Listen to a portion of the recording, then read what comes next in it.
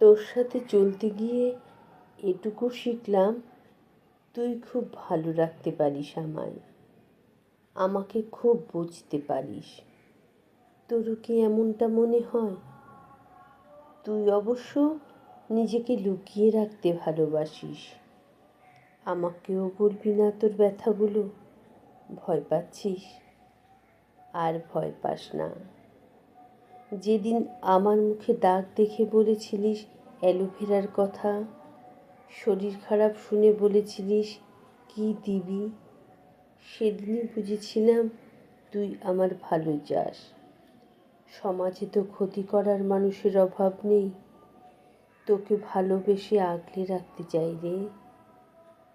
আজ বৈশাখের পয়লা দিন, এই শুভ দিনে শুভ হোক তোর আমার চলার অঙ্গীকার।